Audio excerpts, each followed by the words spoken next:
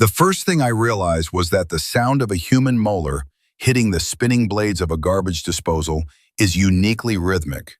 It does not crunch like a chicken bone or snap like a carrot. It rattles with a high-pitched, metallic staccato, a frantic plea for mercy before the steel teeth win.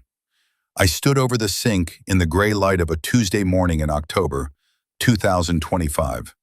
My hands were stained with the pulp of overripe tomatoes I had been helping my grandmother, Martha, process for her winter preserves. But the white fragment that leaped back out of the drain was not a seed. It was a tooth, a premolar, to be exact, with a jagged, bloody root still attached. It looked fresh. It looked like it had belonged to someone who was breathing an hour ago. "Did you find something, Elias?" The voice was like dry parchment rubbing together. I did not turn around. I knew the silhouette that stood in the doorway. A slight, stooped woman of 82 years, wearing a cardigan the color of dried lavender and an apron stained with a map of crimson splashes. "Just a stone in the vegetables, ba," I lied, my voice cracking like thin ice. I palmed the tooth, feeling its sharp edge bite into my skin. "Be careful," she cooed, stepping closer. The smell of her hit me, cloves, peppermint, and a faint metallic undertone that I had always attributed to her iron supplements. We would not want anything precious to go to waste.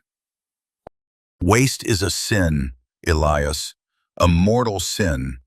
I had moved into Martha's Victorian estate on the outskirts of Blackwood 3 weeks prior. I was a failed journalist, looking for a quiet place to lick my wounds after a disastrous lawsuit involving a misinterpreted source. I thought this was a sanctuary.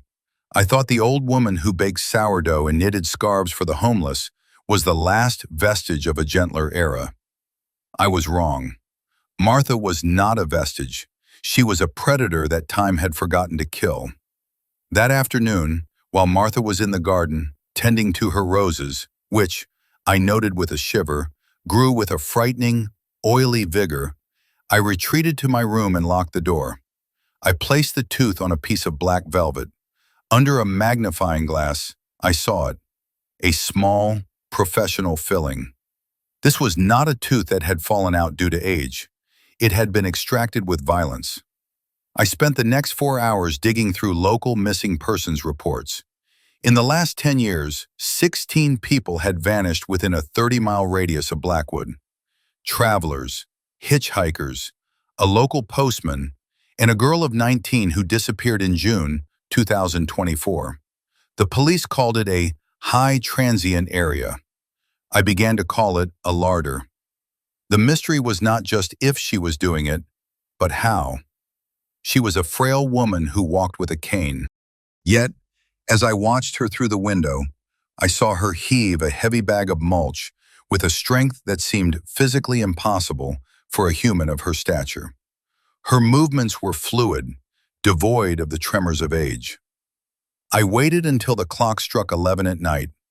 The house was a labyrinth of creaking floorboards and heavy velvet curtains that seemed to suck the oxygen out of the hallways. I knew the layout. I knew that beneath the kitchen was a root cellar, and beneath the root cellar was a space that did not appear on the blueprints I'd found in the attic. I slipped into the kitchen. The air was thick with the scent of the bread she had set to rise. I opened the cellar door. The stairs groaned under my weight, each sound feeling like a gunshot in the oppressive silence. The root cellar was ordinary, shelves of canned peaches, green beans, and pickles. But as I moved a heavy crate of potatoes, I felt a draft. Behind the crate was a door made of reclaimed oak, so perfectly fitted into the stonework that you would miss it if you were not looking for the devil. It was not locked. Martha did not believe in locks. She believed in invisibility. I stepped inside. My flashlight beam cut through a darkness that felt heavy, almost liquid. It was not a slaughterhouse. It was a museum. Rows upon rows of glass jars lined the walls, lit from behind by a dim, flickering amber light. There were no bodies, no blood-splattered walls. Instead, there were artifacts. Each jar was filled with a clear, viscous fluid. In one, a silver wedding band hung suspended by a translucent thread. In another, a pair of rusted spectacles. In a third, a lock of blonde hair so long it coiled like a snake at the bottom of the glass. I counted them. 41. 41 jars, each one a life reduced to a single, haunting souvenir. My breath hitched. In the corner of the room stood a workbench. On it lay a set of surgical tools, polished to a mirror finish, and a ledger. I opened the book. The handwriting was beautiful, a sprawling Victorian script. Entry 39, August 12, 2023. The Wanderer. He tasted of tobacco and regret. His ring was cheap, but his silence is golden. Entry 40, January 5, 2024. The girl with the red coat. Such vibrant color. Ashamed to dull it. My hands shook so violently I nearly dropped the flashlight. I was not just looking at the work of a serial killer. I was looking at a historian of death. Martha did not just kill, she curated. Suddenly, the light in the room shifted. The amber glow died, replaced by the cold, oppressive dark of the basement. "The 42nd jar is still empty, Elias," a voice whispered from the doorway. I spun around, my heart hammering against my ribs like a trapped bird. Martha was there, but she was not hunched over. She stood tall, her eyes reflecting the dim moonlight spilling from the cellar stairs above. She held a heavy brass candlestick, but she did not strike. She simply smiled, a wide, toothy grin that showed far too many teeth for a woman of her age. "I've been waiting for you to find the gallery," she said softly. "Validation is a rare gift in my line of work." "I'm calling the police," I gasped, backing away into the shelves. A jar rattled behind me, the one with the blonde hair. "Oh, Elias," she sighed, sounding genuinely disappointed. "You think the law matters to a woman who has outlived 3 sheriffs? You think they will believe the failed journalist over the woman who provides the communion wine?" She stepped back, leaving the door open. "Go ahead, call them. I'll even make you a pot of tea while we wait." I did not wait for tea. I bolted. I ran up the stairs, grabbed my phone, and dialed 911. I screamed about the cellar, the jars, the ledger, and the tooth. I told them I had photographic evidence.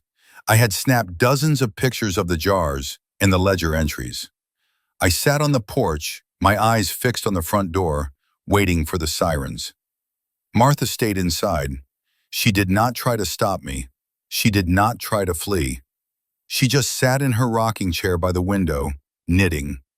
Knitting and watching me with those predator eyes. When the police arrived, 2 cars, 4 officers, I was hysterical. I led them straight to the kitchen, down to the cellar, to the oak door. "In there," I shouted. "Look at the jars. Look at the ledger." The lead officer, a burly man named Miller, pushed the door open. I braced myself for his horror. I braced myself for the end of the nightmare. The room was empty, not just empty of jars. The shelves were gone. The workbench was gone. The stone walls were scrubbed so clean they practically glowed in the light of the officers' heavy-duty lanterns. The air smelled of nothing but lime and industrial-strength bleach. "There's nothing here, son," Miller said, his voice heavy with a mixture of boredom and irritation. "No, I saw them. 41 jars. A ledger. She moved them." "In 20 minutes?" Miller asked, raising a skeptical eyebrow. "An 80-year-old woman moved 41 glass jars and a heavy wooden workbench in the time it took us to drive from the station? While you were sitting on the porch watching the only exit? She must have a tunnel. Another way out." I began clawing at the stone walls, desperate to find a hidden latch. "Look at my phone. I have photos." I pulled out my device and opened the gallery. My heart stopped. The photos were there, but they were unrecognizable. Every image of the jars was a blurred smear of gray and black, as if a magnet had been run over the sensor. The ledger pages were just white glares of overexposure. In every single photo, the only thing clearly visible was Martha in the background, out of focus, smiling. "Mr. Thorne," Officer Miller said, placing a heavy hand on my shoulder, "we know about your recent troubles in the city, the stress of the lawsuit. It's a lot for a young man. Maybe you should let your grandmother take care of you for a while." I looked at Martha. She was standing at the top of the cellar stairs, a look of profound, grandmotherly concern on her face. "He's been working so hard on his book," she told the officers, her voice trembling with manufactured grief. "I fear he started to believe his own fictions. It breaks my heart." The police left. They did not just leave. They apologized to her for the intrusion. As the taillights vanished down the driveway, the silence of the house settled back over us like a shroud. I stood in the kitchen, trembling. Martha walked over to the stove and turned on the kettle. "You see, Elias," she said, her voice returning to that cold, sharp clarity, "the world does not want to see the monster in the lilac cardigan. They want the tea and the sourdough. They need the lie." She turned to face me. "But I'm glad you saw. It's been so long since I had an audience that truly understood the craft." "I'm leaving," I whispered. "Tonight." "You can try," she said, pouring the boiling water. "But you have no car. The nearest neighbor is 5 miles away, and I have already taken the liberty of misplacing your shoes. Why do not you sit down? I've started a new batch of preserves, and I need someone to help me label the jars." I looked down at the table. There, sitting next to the sugar bowl, was a single, empty glass jar. And next to it, my car keys, twisted into an unusable knot of metal. The following 3 days were a masterclass in psychological erosion. Martha did not chain me to a radiator or lock me in a cell. She did something far worse. She maintained the suffocating veneer of normalcy. She baked cinnamon rolls that smelled of heaven and served them on porcelain plates rimmed with delicate gold leaf, all while the molar I had found sat in my pocket, a jagged reminder of the hell beneath the floorboards. I tried to walk to the nearest town, Oakhaven, on Wednesday, the 22nd of October. I set out barefoot, the gravel of the driveway biting into my soles. I made it exactly 2 miles before the woods seemed to tighten around the road. The fog rolled in, a thick, unnatural soup that tasted of salt and old iron. I lost the road. I wandered for hours in circles until I saw a porch light flickering in the distance. Relief flooded me until I realized it was the same Victorian silhouette. Martha was standing on the porch, holding a lantern and a pair of my old sneakers, neatly cleaned and laced. "The woods are treacherous this time of year, Elias," she said, her voice dripping with mock sympathy.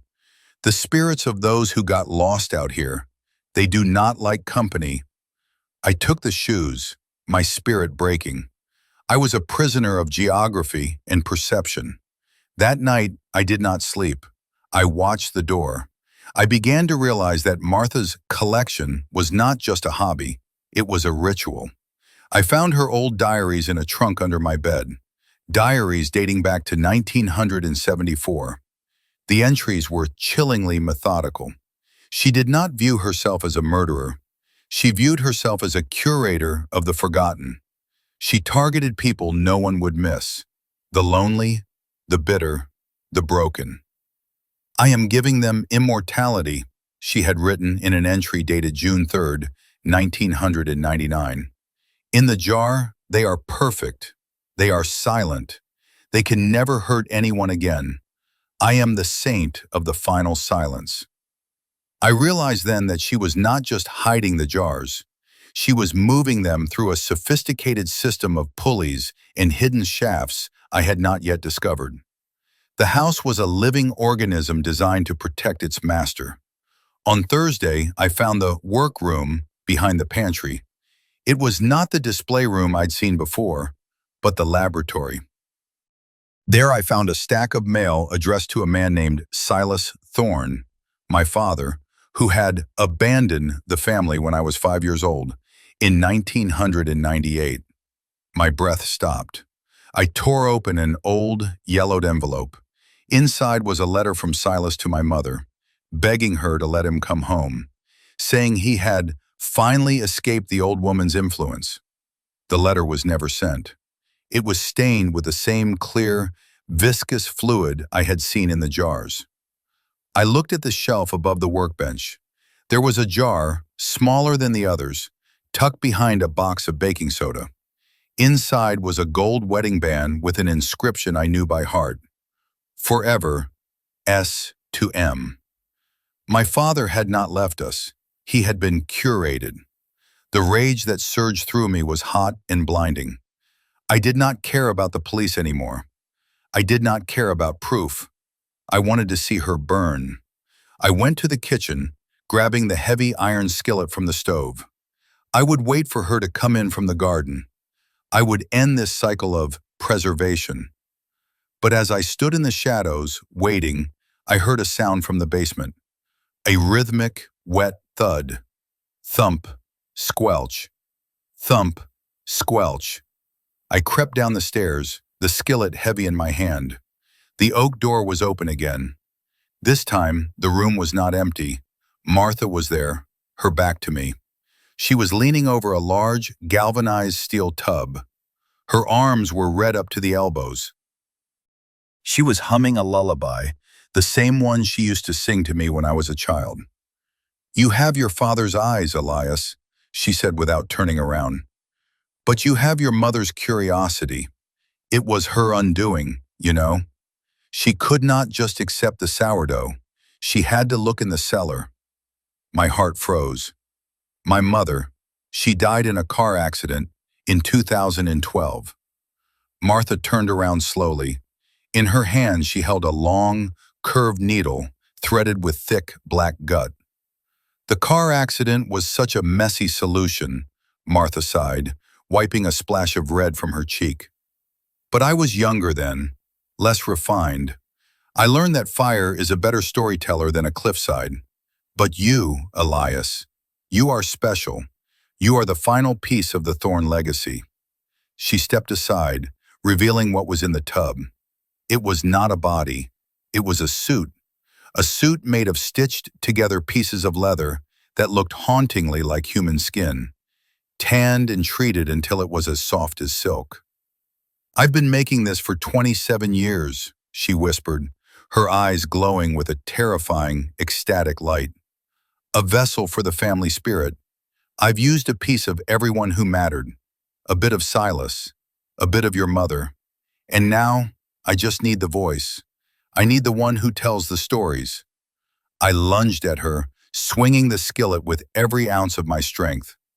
But Martha moved with a speed that defied physics.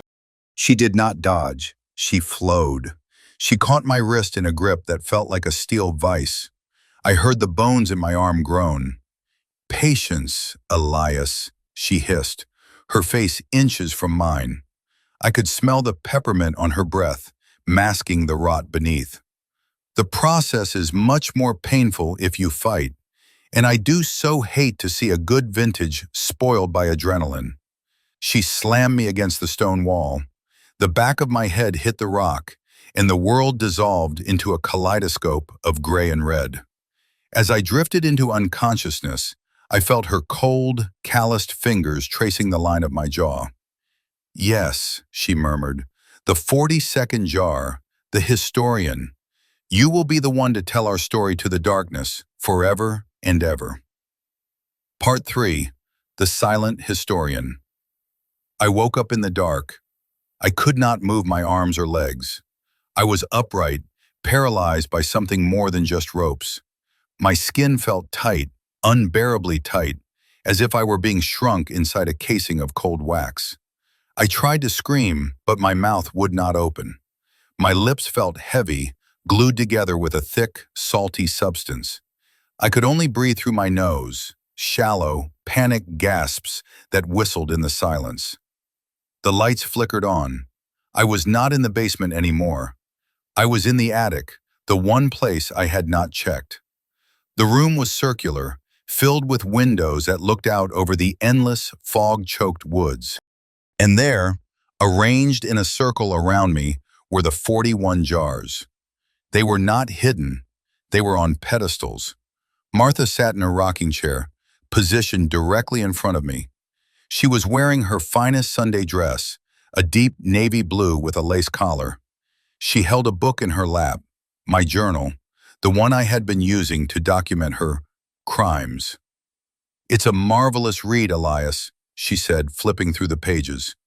"The way you describe the fear, the clinical, domestic purgatory, truly poetic. You always were the most talented of us." I looked down, or tried to. My eyes were the only part of me that still worked. I saw my chest. I was not wearing my clothes. I was sewn into the leather suit I had seen in the basement. It fit perfectly. It felt like a second skin, vibrating with a low, humming energy. I realized with a jolt of pure, unadulterated horror that the leather was warm. It was alive in its own horrific way, preserved by the same fluid in the jars. "Do you know why I did not kill you, Elias?" Martha asked, leaning forward. She reached out and touched my cheek. I could not feel her finger, but I felt the pressure on the suit. "Because a collection needs a witness. God has his angels, the devil has his demons, and I have you. You wanted to prove I was a killer? No, my darling. I am a creator, and you are my masterpiece." She stood up and walked to the wall, pulling back a heavy velvet curtain. Behind it stood a mirror. I saw myself. I was no longer a man. I was a statue of stitched flesh, my eyes peering out from a mask of my father's brow and my mother's chin. I was a living reliquary, a walking monument to everyone she had ever erased. "The police will never find you," she whispered, her voice a soothing caress. "Because you are not missing. In fact, I've already sent a lovely email from your account to your editors. You've decided to go on a spiritual retreat in Nepal. You've even sent them photos of your departure." She held up her phone. There was a photo of me, or someone who looked exactly like me, standing at an airport gate, waving. AI is a wonderful thing, is it not? It makes the truth so flexible. She turned toward the door, extinguishing the lights one by one. "I'll be back in the morning to feed you the nutrient broth. We have a long time together, Elias. Decades. You will watch me grow old, and you will stay exactly like this. The silent historian of the Thorne family." She reached the door and paused, her hand on the switch.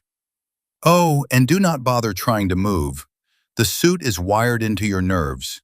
If you try to struggle, it releases a toxin that makes you feel like your blood is boiling. Just stay still. Listen to the jars. They have so many stories to tell."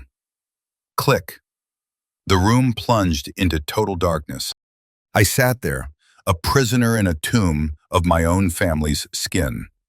In the silence, I began to hear them. Not voices, but vibrations.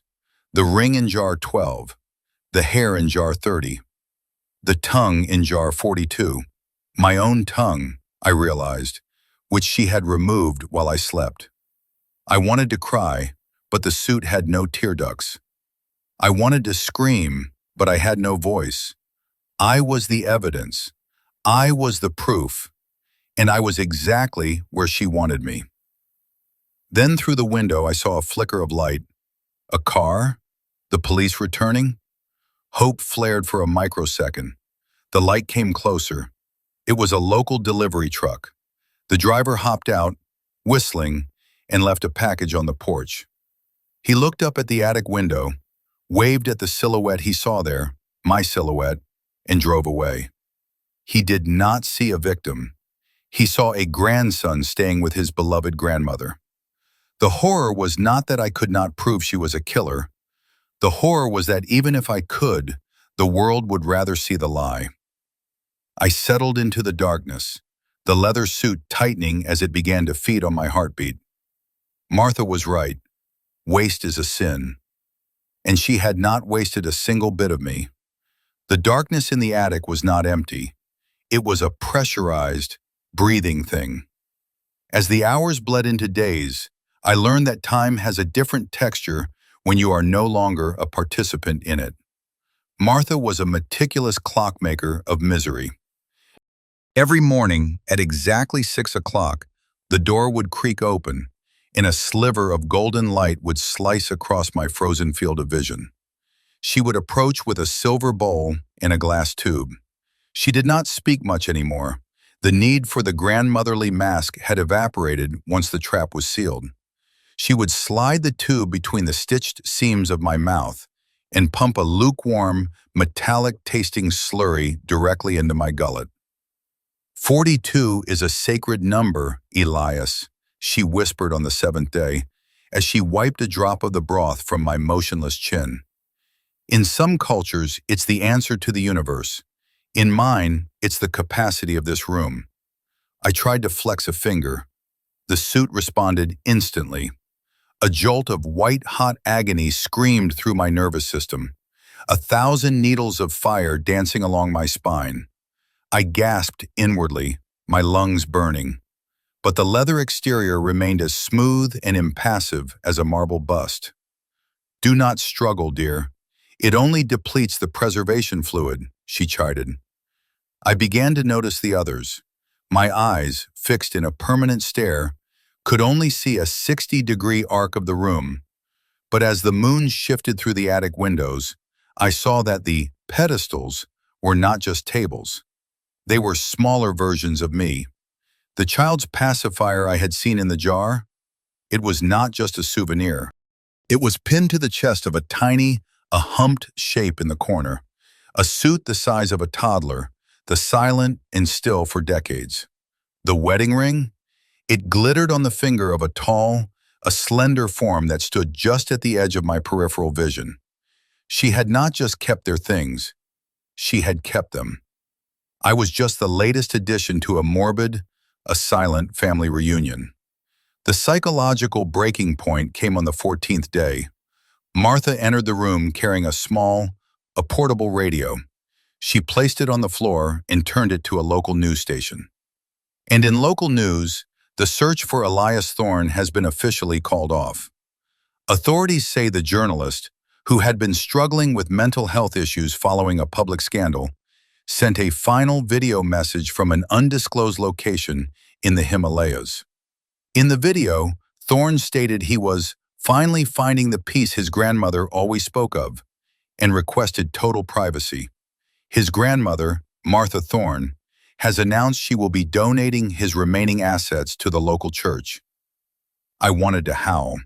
The video was her masterpiece, a deep fake so perfect it had fooled the world.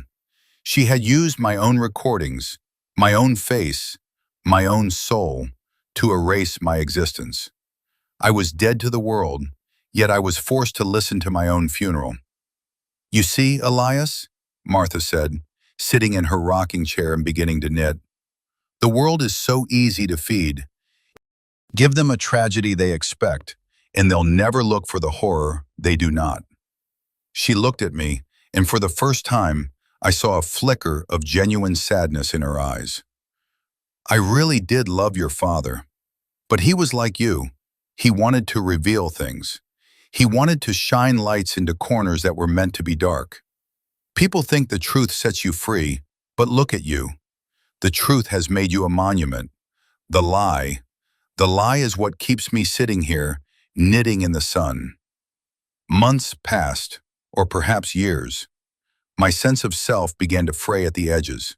I stopped being Elias Thorne, the journalist. I became a series of sensations. The coldness of the night, the sting of the nutrient tube, the rhythmic click-clack of Martha's knitting needles. I began to pray for death, but the suit was too efficient. It filtered my waste, regulated my temperature, and kept my heart beating at a slow, funereal pace. I was a biological battery powering a nightmare. Then came the day the door opened, and it was not Martha. It was a young woman. She looked to be in her early 20s, carrying a backpack and a map. She looked exactly like my mother had in the old photographs. "Hello?" she called out softly. "Mrs. Thorne?" The door was open, and I'm looking for the Historical Society. My heart spiked. The suit hissed, warning me. I did not care. I fought. I threw every ounce of my willpower into my right hand. The pain was astronomical. It felt like my marrow was being replaced with molten lead. But my index finger jerked. The girl froze. She looked at me. She stepped closer, her eyes wide with curiosity. Is someone in there?" she whispered, reaching out a trembling hand toward my face. "Run!" I screamed in the silence of my skull. "Run, you fool!" "It's beautiful," she murmured, touching the seam where my father's skin met my mother's. "It looks so real." "It is real, dear." Martha's voice drifted up from the stairs, sweet and sharp as a poisoned apple. "It's a family heirloom. My grandson made it before he traveled abroad. He was always so talented with his hands." The girl turned, smiling at Martha. "It's incredible. I've never seen anything like it.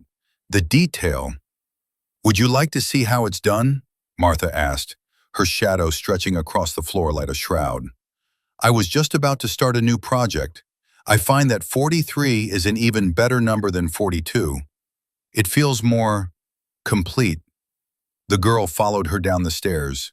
I sat there, frozen in my gallery of ghosts. I watched the sun set over the trees. I watched the first stars appear. And then, from the basement far below, I heard it. The rhythmic, metallic staccato of the garbage disposal. Crunch, rattles, snap. A new tooth was being harvested. I wanted to close my eyes, but Martha had taken my eyelids weeks ago. I could only watch as the moon rose, illuminating the empty pedestal she had moved into the room while I was not looking. The 43rd jar was waiting, and I, the silent historian, would be there to watch it fill.